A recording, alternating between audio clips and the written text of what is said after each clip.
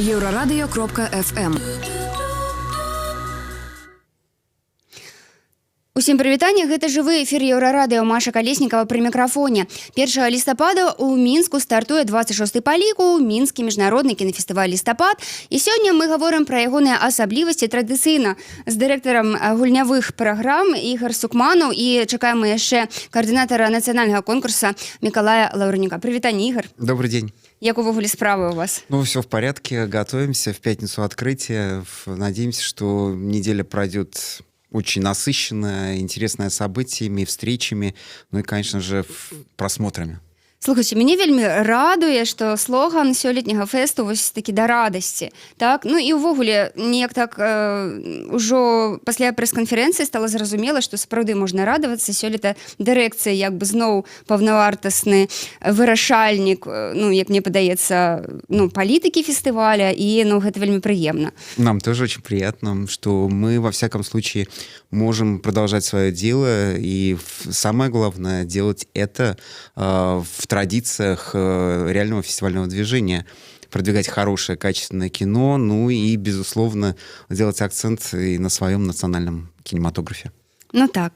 Слухайте, ну, ввогуле, да радасці, чаму такі слоган гэтым разам? Вы знаете, в такой достаточно сложный, на самом деле, слоган, но не такой однозначный.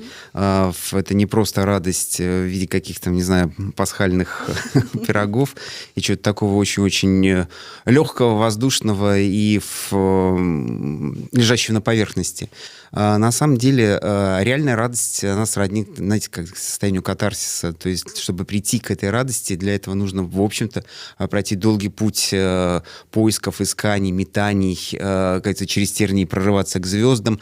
И подсказка, на самом деле, лежит в творчестве великого шведского режиссера Ингмара Бергмана, которого нельзя было заподозрить в какой-то легкомысленности, но его идея о том, что человек духовный действительно в состоянии именно радоваться этой жизни и понимать ее суть и смысл только тогда, когда он поднимется на эту высокую ступень. Кинематограф, который мы будем представлять, будут разные фильмы. Будут, кстати говоря, довольно много в этом году комедий. Это действительно так. Но они всегда будут с такой, знаете, как бы еще приставкой. Драматическая комедия, трагикомедия. То есть в данном случае это будет все равно попытка не просто насмешить публику, а в большей степени, опять же, заставить ее задуматься. Комедия очень сложный жанр. И поэтому я хочу сказать, что для нас это такая большая честь, что вот нам удалось собрать такую коллекцию картин, где вот эта невыносимая легкость бытия, она будет представлена, ну, вот в таком именно жанре. Цудоўна. Миколай Лаўрынюк до нас далучыўся. Прывітанне, Миколай. Добрый день. Слухайте, ну, нацыянальны конкурс сёння таксама радуе. Ну, па-першае, вернутыя тыя самыя імёны, якія летась былі, ну, нейкім чынам так засунутыя, закрытыя за дзвярыма, так, гэта і Юлія Шатун, прытым гэта ўжо і Андрэй Куціла, гэта ўжо не толькі нацыянальны конкурс, гэта ўжо далей, гэта ўжо нейкая больш вышэйшая ступенька.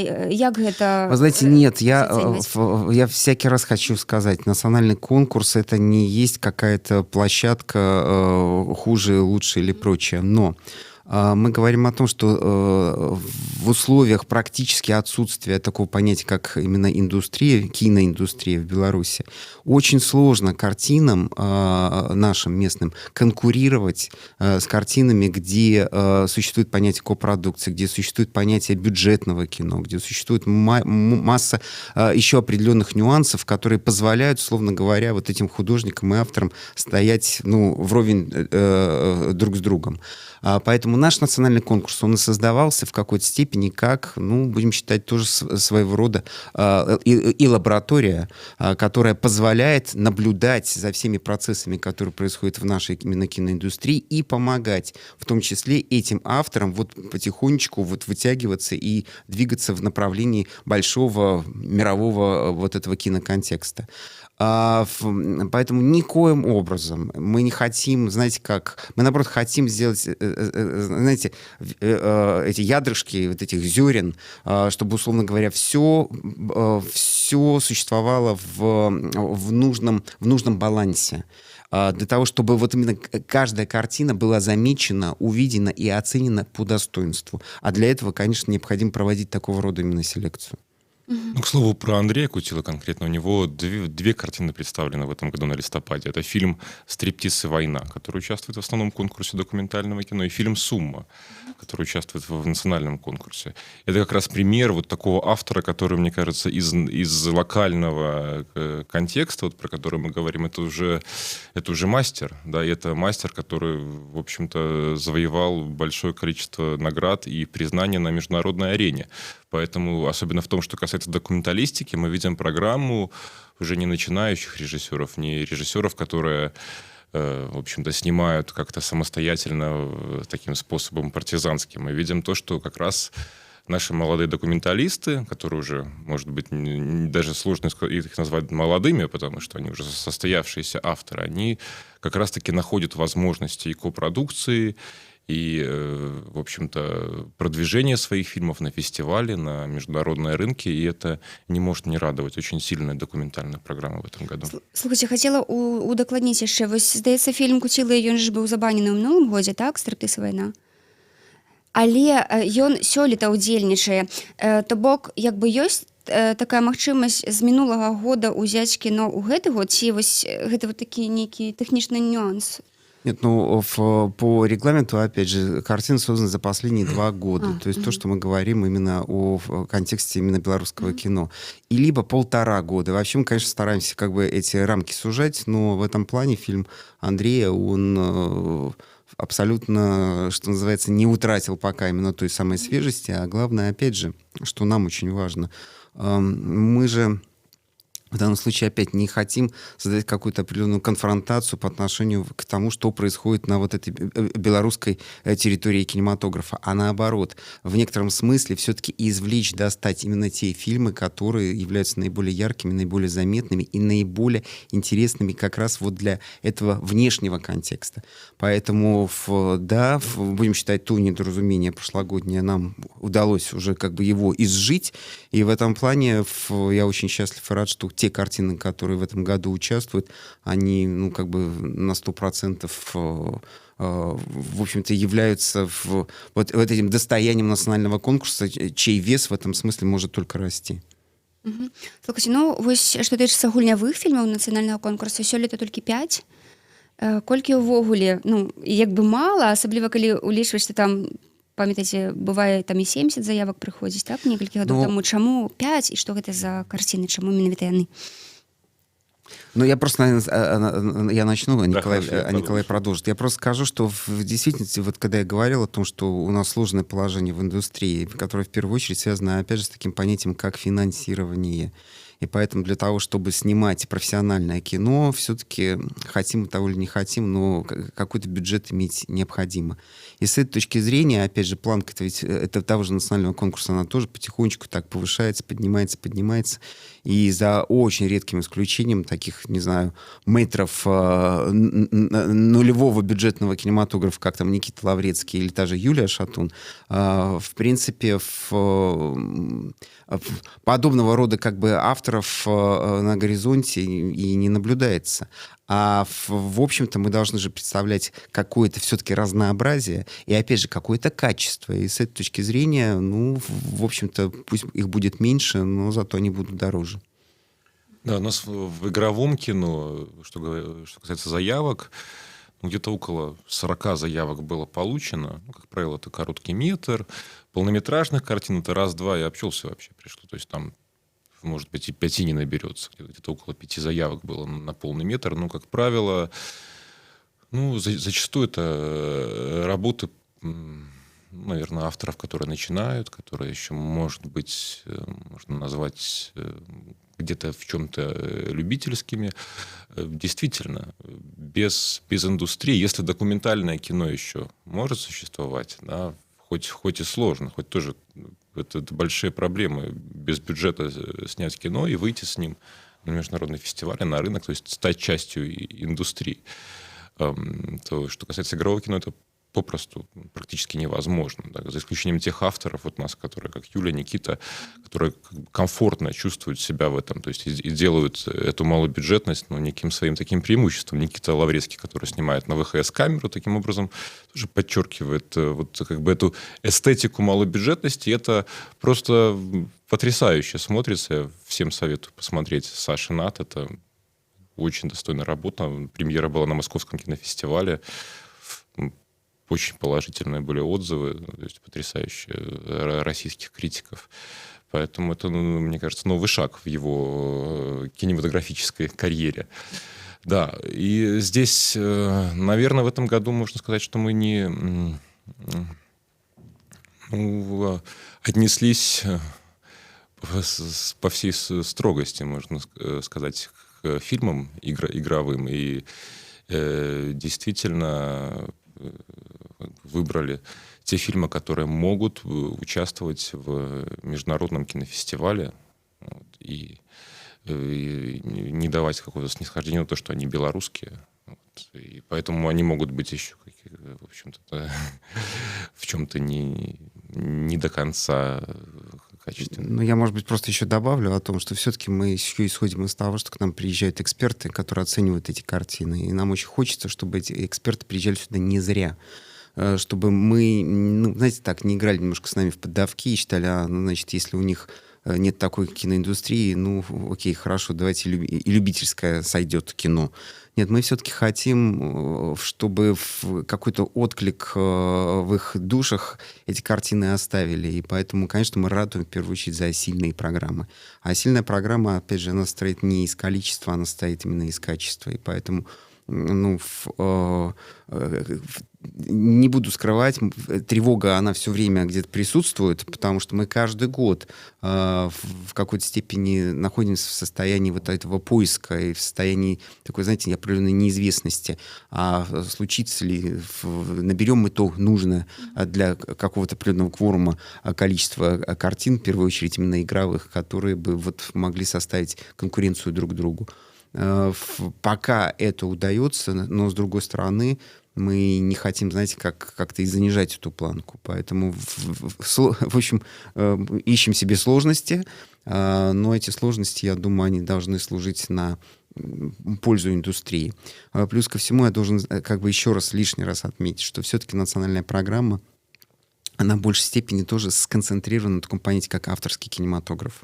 И поэтому определенное количество, может быть, очень достойных и картин такого жанрового направления не всегда, в общем-то, попадают в поле нашего зрения. Именно по той простой причине, что в них как бы позиция автора абсолютно растворена. Растворена в сюжете, растворена чисто в каких-то этих жанровых моментах. Это опять же, это не является полем фестиваля кинематографа. Поэтому в этом плане тоже задача становится еще более сложной.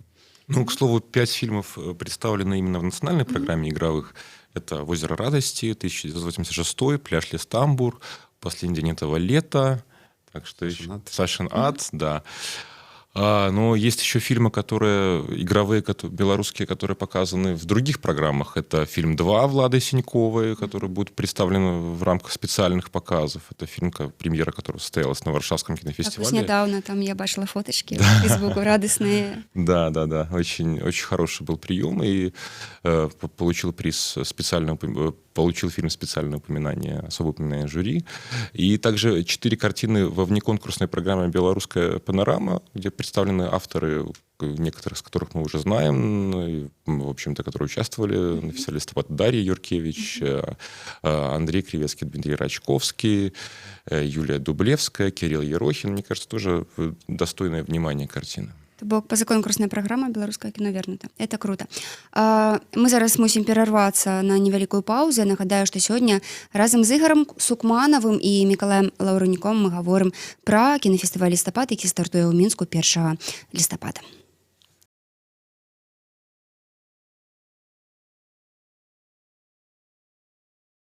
Еўрарадыё. Гэта толькі актуальная інфармацыя, аналітыка, музыка і крытыка. Мы незалежная крыніца інфармацыі ў тваім рэальным жыцці. Мы першае рок-радыё Беларусі. Мы 24 гадзіны ў інтэрнэце і на спадарожніках. Еўрарадыё. Час ведаць, што адбываецца.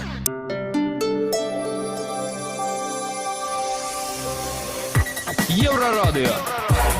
Навіны наша справа. Вітаю, каротка пра асноўныя падзеі. Сёння 20-й ва ўрочышчы Курапаты трэці раз запар пачнецца ноч расстраляных паэтаў. Людзі будуць чытаць вершы забітых і ўспамінаць іх лёсы. Нагадаю, што ў ноч з 29 на 30 кастрычніка 37-го года ў сутарэннях мінскай унутранай турмы НКВД савецкія камуністы расстралялі больш за 100 прадстаўнікоў беларускай нацыянальнай інтэлігенцыі, у тым ліку 22 літаратары. Мяркуецца, што сёлетнія чытанні працягнуцца 3 гадзіны. У Мінску пачынае працу місія Міжнароднага валютнага фонду па ацэнцы эканамічнай сітуацыі. Пра гэта агенцтву Белта паведамілі ў самім прадстаўніцтве МВФ. Кіруе місіяй Жак Міньян. Працаваць яна будзе з 29 кастрычніка па 5 лістапада. Місія прыбыла для ацэнкі эканамічнай сітуацыі. Прадстаўнікі яе правядуць сустрэчы ў беларускім урадзе, нацыянальным банку, а таксама з экспертамі. Беларусь разглядае магчымасць пастаўкі нафты праз украінскія і балтыйскія парты. Гэта звязана з меншай рэнтабельнасцю расійскай нафты пасля падатковага манеўру Расійскай Федэрацыі, паведамляе Святлана Гурына, намесніца старшыні канцэрна «Белнафтахім». У Мінску ў перапісе насельніцтва не ўзяў удзел кожны 5-й мінчук, 400 тысяч чалавек. Між тым, апошні дзень перапісу ўжо заўтра, 30 кастрычніка, апошні шанец перапісацца. Святлана Адзінец, служба інфармацыі Еўрарадыё.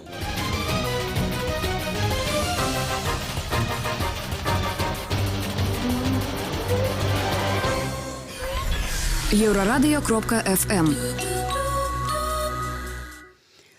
Мы працягваем жывы эфір Еўрарадыё. Сёлета гаворым пра кінафестываль «Лістапад» з непасрэднымі арганізатарамі кінафоруму Ігорам Сукмановым, Мікалаем Лаўрынюком. Я нагадаю, што 1 лістапада ў Мінску стартуе кінафест. 154 фільмы з 50 краін свету убачаць мінчукі. Слухайце, дарэчы, вось чым быў адметны увогуле год у кіно?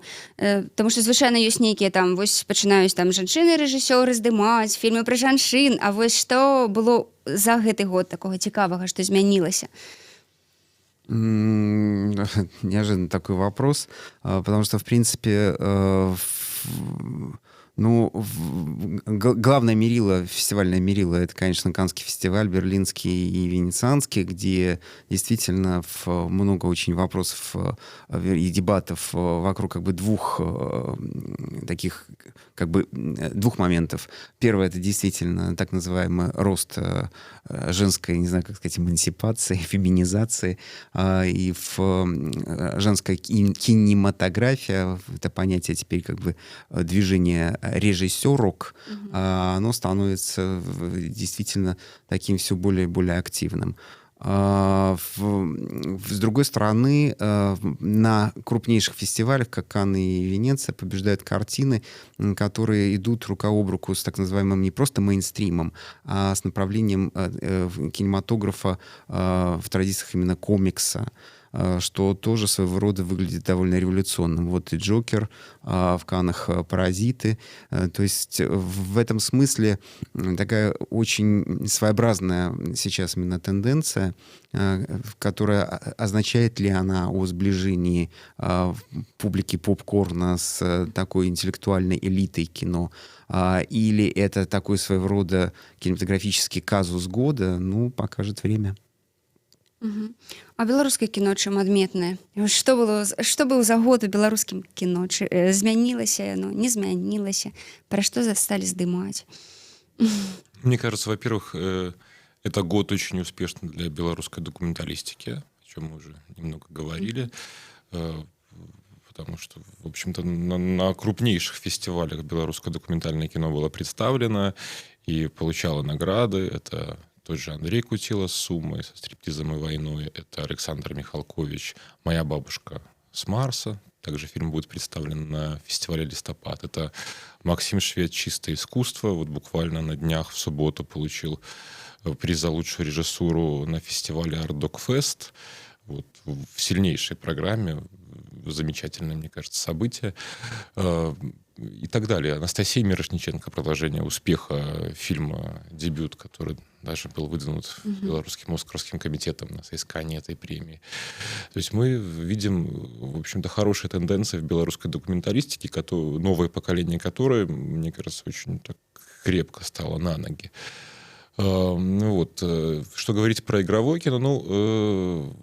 В общем-то, большой успех фильма короткометражного «Озеро радости» мы наблюдали в этом году, что тоже не может не радовать. Но все равно, если говорить в целом про ситуацию, то это такие какие-то разовые, в общем-то, сложно какую-то тенденцию, потому что киноиндустрия, она все равно не оформлена. Все равно каждый сам за себя ищет возможности за границей, за рубежом, какие-то финансовые возможности поиска копродукции.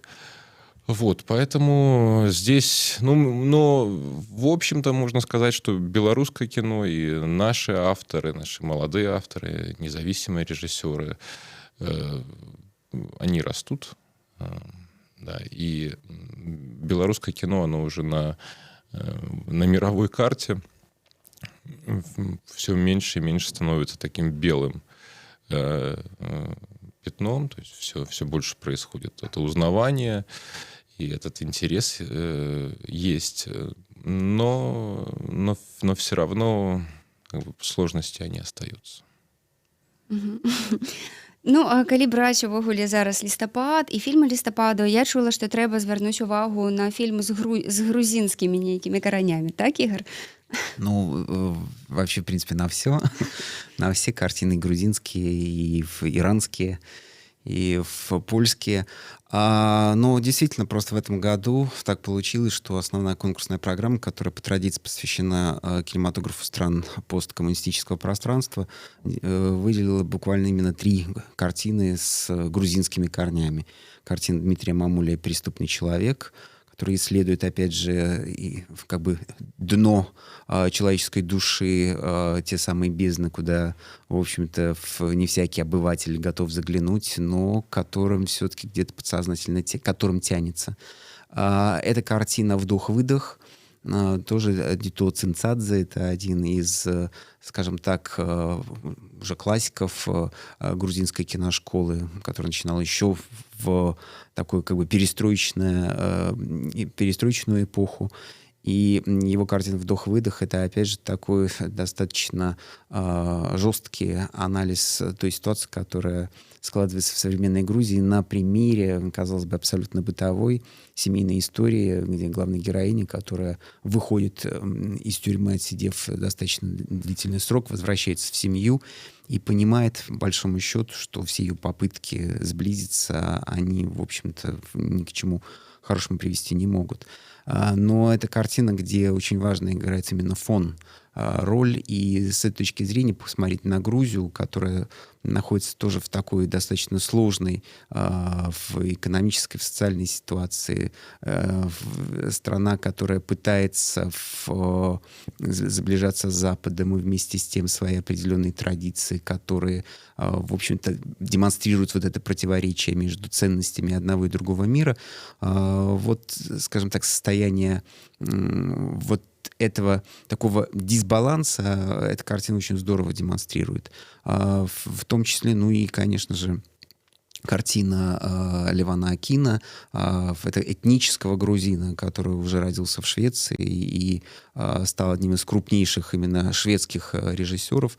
Он снял свою картину «А потом мы танцевали» непосредственно в Тбилиси, и эта картина, опять же, представляет собой такой очень интересный микс.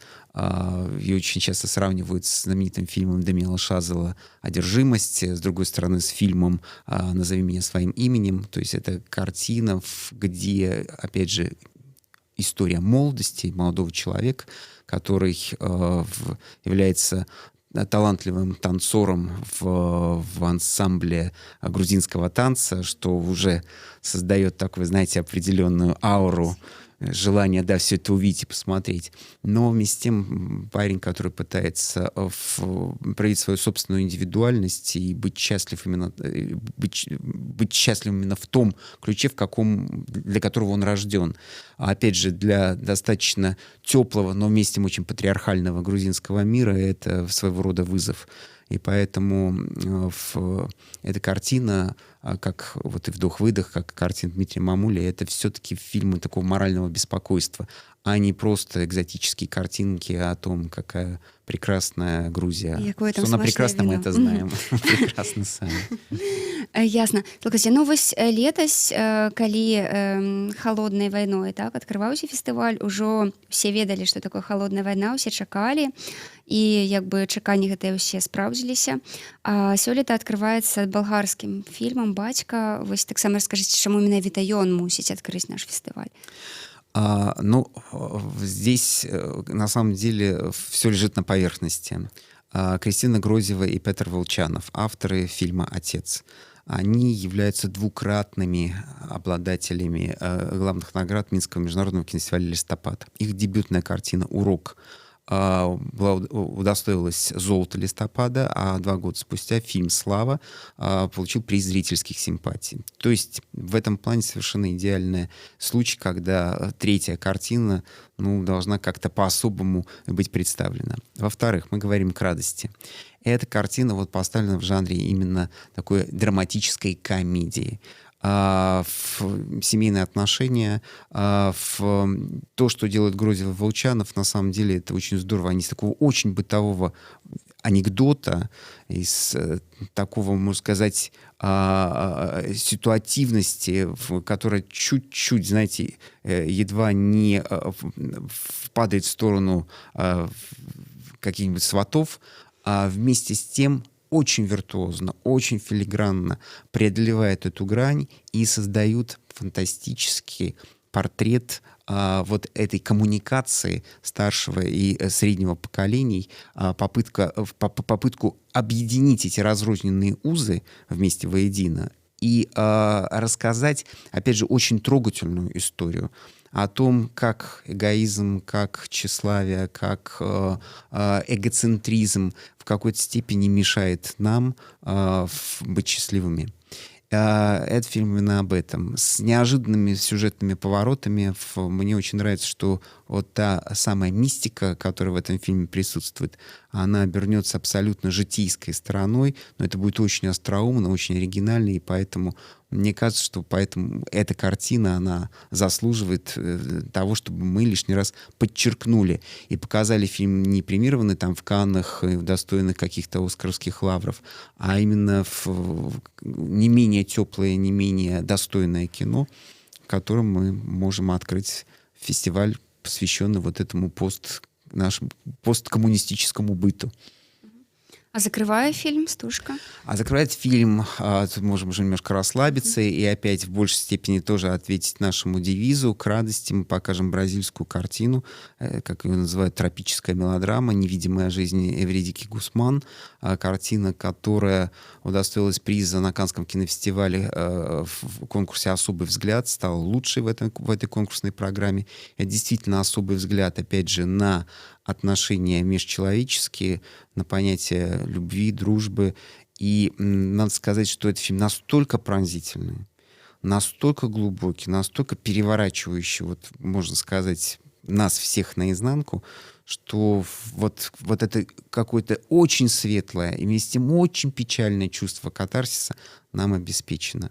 Но это действительно та картина, которая прорывается к той самой высшей радости, радость, которую надо заслужить. Слухайте, будзе ж яшчэ традыцыйная індустрыяльная платформа на лістападзе, так? Да, конечно. Чым гэтым разам будуць радаваць кінематаграфічны беларускі свет? Я так разумею, што могуць прыйсці, так? Нейкія мастер-классы будуць? Да, будут мастер-классы, будет традиционно питчинг проектов, которые находятся в стадии разработки или в стадии производства. Также будет программа B2B Doc, это такой мастер-класс для документалистов.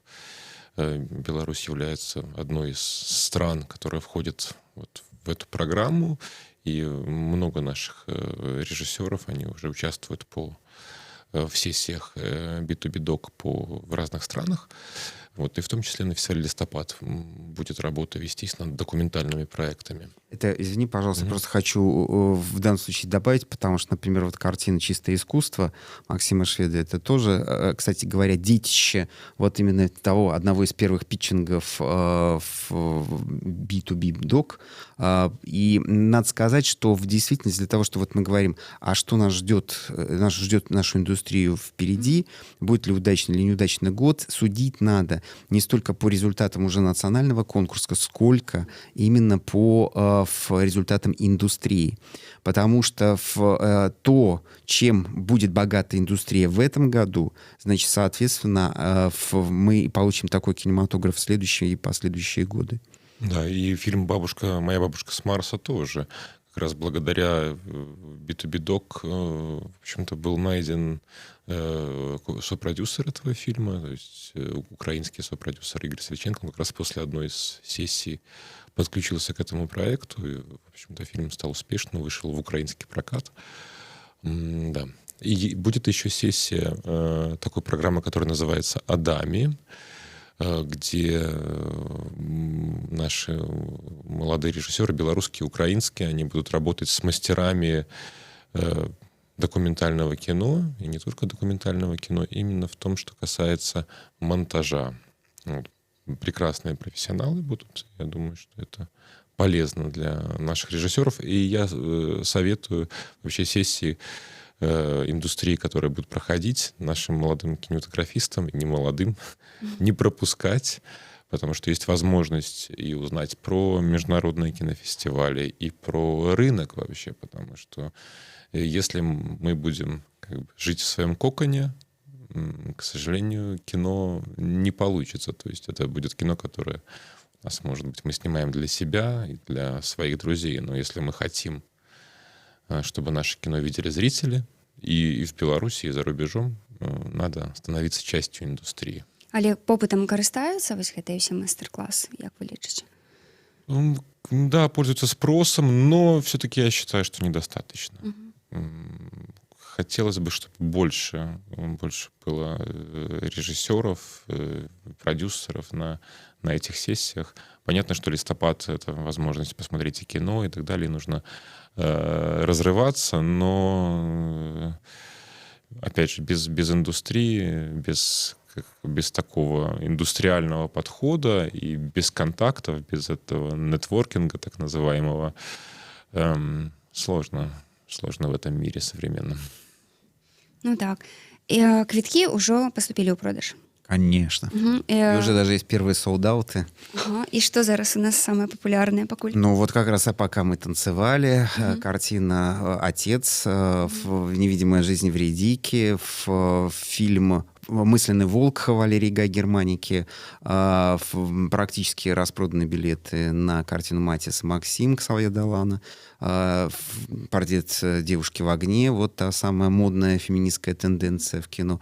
Так что, в принципе, белорусский зритель, конечно, в первую очередь ориентируется на те главные маячки, которые уже получили продвижение на больших фестивалях, но я хотел бы обратить внимание, что у нас существует огромное количество фильмов, может быть, не менее достойных, может быть, чуть-чуть менее известных, но, поверьте, картины из Ирана, допустим, картина «Барбершоп», такая абсурдистская комедия, которая удивит даже тех, кто более-менее разбирается в восточном кинематографе и поймет, что насколько сильны для этой даже закрытой страны влияния европейской культуры.